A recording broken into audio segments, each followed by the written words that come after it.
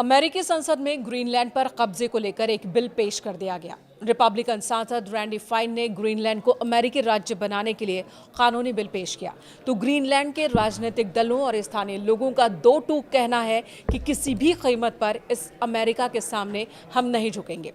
Greenland में America की मौजूदगी यूरोपीय देशों को भी पसंद नहीं आ रही। हालांकि यूरोपीय देश खुलकर अमेरिका का विरोध नहीं कर पा रहे, लेकिन कहा जा रहा है कि जरूरत पड़ी तो ग्रीनलैंड में अमेरिका के विरोध में नाटो का भी इस्तेमाल किया जा सकता है।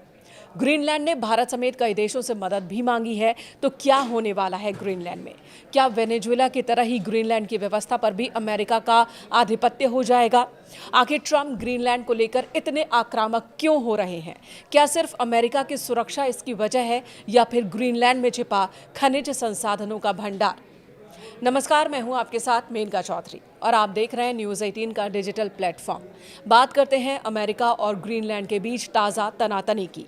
मौजूदा परिस्थितियों को देखकर यही लगता है कि अमेरिका किसी भी वक्त ग्रीनलैंड पर सैन्य कार्रवाई कर सकता है और उसमें ज़बरदस्ती वहां पर अपना आधिपत्य हासिल कर सकता है, उसे ज़बरदस्ती अपने में मिला सकता है। ट्रंप के इस सनक को कानूनी रूप देने की कार्रवाई भी शुरू कर दी गई है।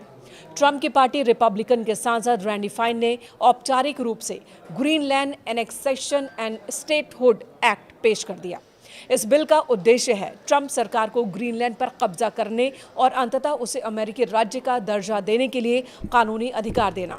रैंडी फाइन ने सोशल मीडिया साइट एक्स पर खुद ही एक पोस्ट किया और कहा, बड़ी खबर, आज मुझे Greenland annexation and statehood act एक बिल पेश करते हुए गर्व हो रहा है, जो राष्ट्रपति को ग्रीनलैंड को संघ में लाने के लिए आवश्यक साधन खोजने की अनुमति देता है।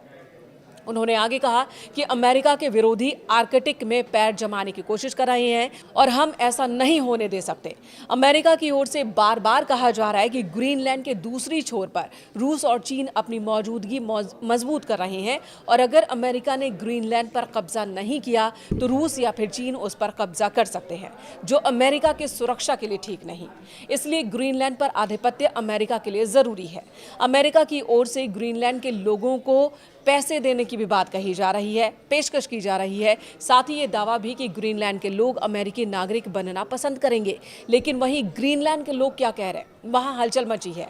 वहाँ के ज़्यादातर लोगों का यही कहना है कि अमेरिका से लड़ाई नहीं चाहते, लेकिन अमेरिकी सत्ता के अधीन भी नहीं आना चाहते।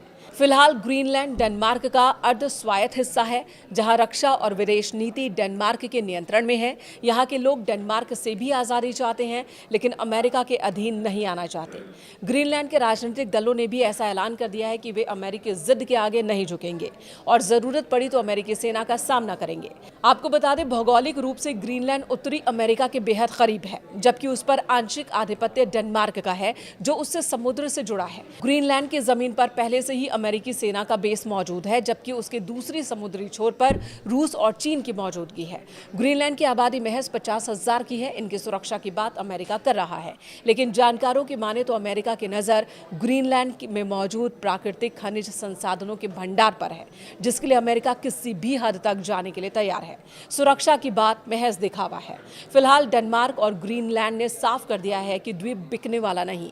एक्सपर्ट्स का कहना है कि ग्रीनलैंड को जबरन हथियाने की कोशिश अगर अमेरिका ने की तो नाटो पर इसका गंभीर असर देखने को मिल सकता है।